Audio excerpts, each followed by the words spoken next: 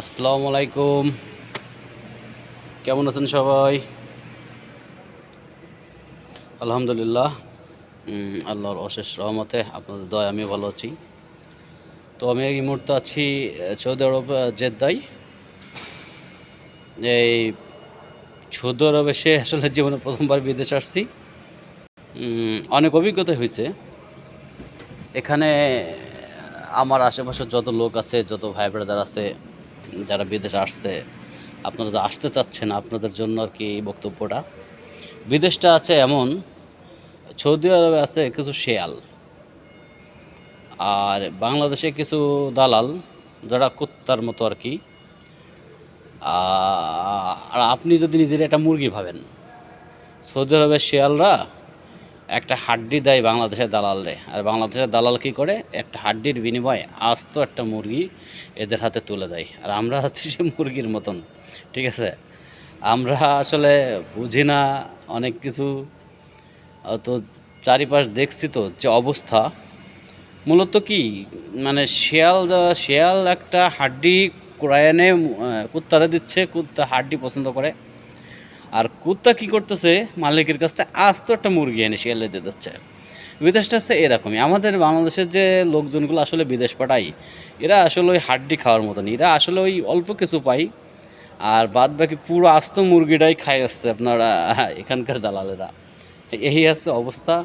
এখন আপনারা যদি কেউ আসতে চান বা আসবেন এমন মনস্কতা করেন, অবশ্যই চোখ কান খোলা রাখবেন। বর্তমান অবস্থা খুবই বেশি একটা ভালো না, মোটামুটি আর কি চলে। যারা ভালো আছে তারা ভালো আছে, আর বাদ বাকিটা নসিব। আপনারা একটু সাবধানে পা বাড়াবেন। আপনারা দেখবেন যে সেই কুত্তার পেছে আপনি আছেন কিনা, যে কুত্তা একটা হাড্ডির বিনিময়ে পুরো আস্ত একটা মুরগি শিয়ালের হাতে তুলে দিচ্ছে। এটা আপনারা অবশ্যই খেয়াল করবেন।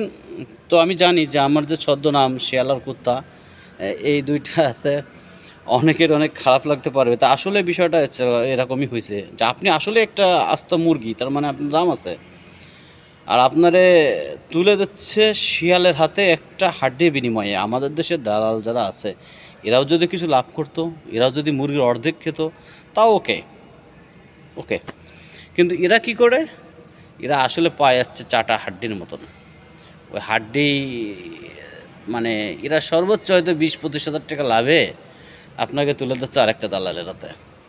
আর এই দালাল কী করতেছে, আপনাকে আনার পরে আপনাকে কাজ দিতে পারতেছে না, আপনার কাগজ দিচ্ছে না। অথচ এই দালাল আপনি যে 1 বছরের যে একামা টাকা দিয়ে আসছেন, পুরোটাই কিন্তু এই দালালে খাচ্ছে। তো সাবধান আপনারা যারা বাইরে আসতে চাচ্ছেন। অবশ্যই আসবেন না কেন, বাইরে অবশ্যই আসবেন, কারণ বাইরের জগৎ আসলে অনেক সুন্দর।